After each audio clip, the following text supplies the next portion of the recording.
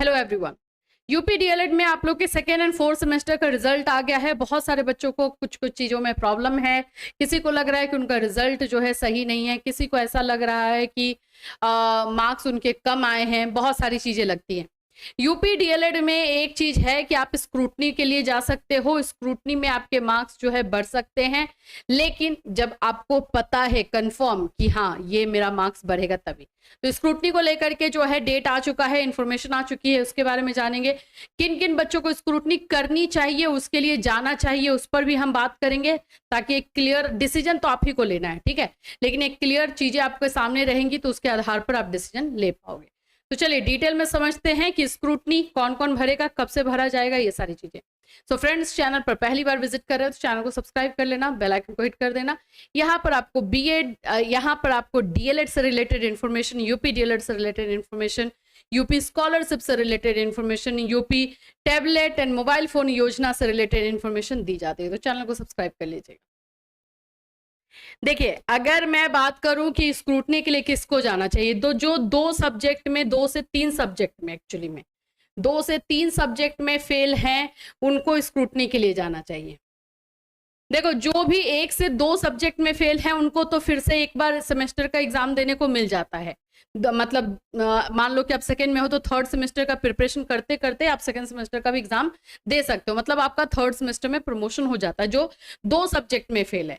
लेकिन जो 3 या 3 से ज्यादा सब्जेक्ट में फेल है, वही सेमेस्टर उसको फिर से देना पड़ता है। मतलब अगर आप सेकेंड सेमेस्टर में हो तो आपको सेकेंड सेमेस्टर ही फिर से देना पड़ेगा। तो ऐसे बच्चों को तो जाना ही चाहिए कि अगर जैसे 2 से 3 सब्जेक्ट है तो जो तीसरा सब्जेक्ट एक है जिस इसमें से, उसमें से अगर आपको लग रहा है कि 1-2 नंबर से आप फेल हुए हो और 1-2 नंबर बढ़ सकता है, तो फिर चले जाओ स्क्रूटनी के लिए, में भी बढ़ सकता है।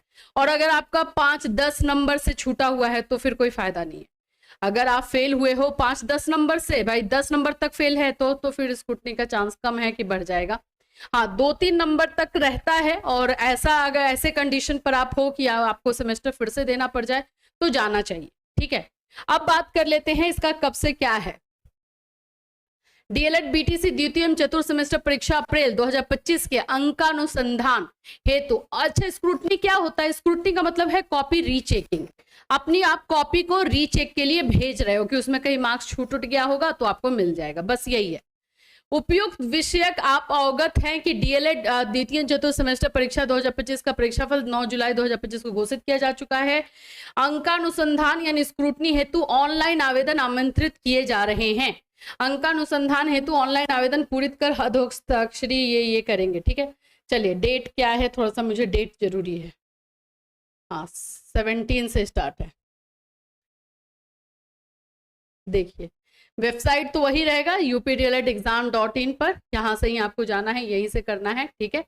उपरोक्त सेमेस्टर के अंकानुसंधान आवेदन पत्र दिनांक 17 जुलाई से 31 जुलाई तक पूरित किए जाएंगे। तो इसमें फॉर्म भरना है, डिसीजन आपका होना चाहिए। आपको लग रहा है कि हाँ मेरा मार्क्स जो है इसमें कम है और 1-2 नंबर से छूटा है, स्पेशली मैं बोलूंगी जो 1-2 नंबर से फेल हुए हैं उनको थोड़ा सा देख लेना चाहिए, ठीक है।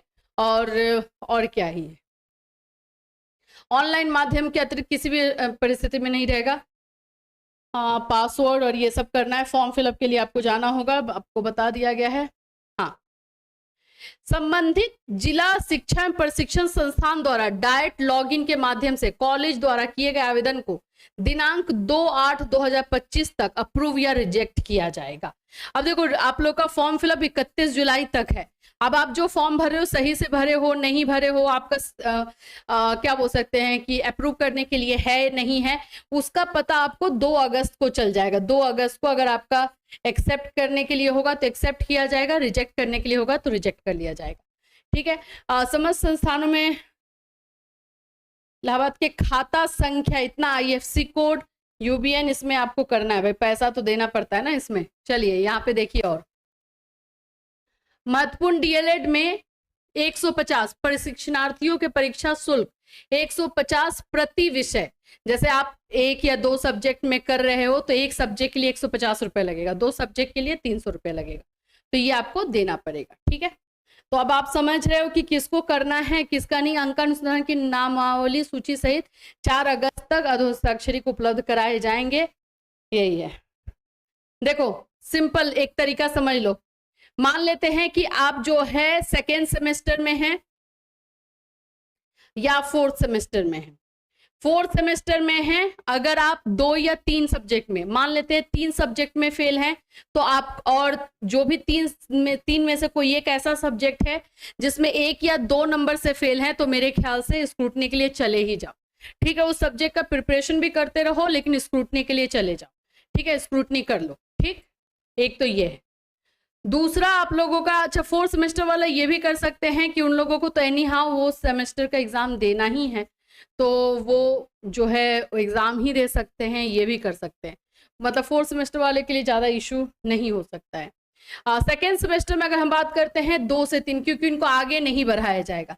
अगर आप 3 सब्जेक्ट में फेल हो तो इसमें, और एक सब्जेक्ट, कोई भी एक सब्जेक्ट में 1 या 2 नंबर से फेल हो, तो भाई स्क्रूटनी के लिए उस सब्जेक्ट में चले जाओ।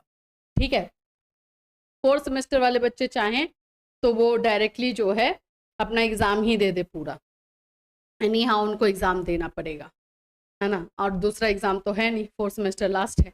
तो ये चीजें हैं, तो इसको ध्यान से समझिएगा।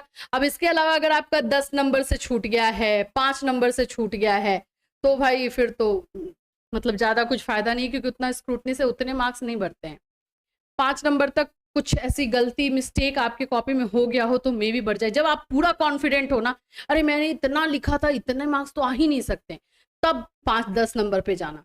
और जब आपको पता है कि ये हाँ लिखा तो था, आना चाहिए था, तो वैसे में नहीं, आप प्रिपरेशन में फिर लग जाइए। ठीक है, तो यही स्क्रूटनी को लेकर फॉर्म फिलअप स्टार्ट हो रहा है 17 जुलाई से। फॉर्म जिनको जिनको भरना है रेडी रहिए।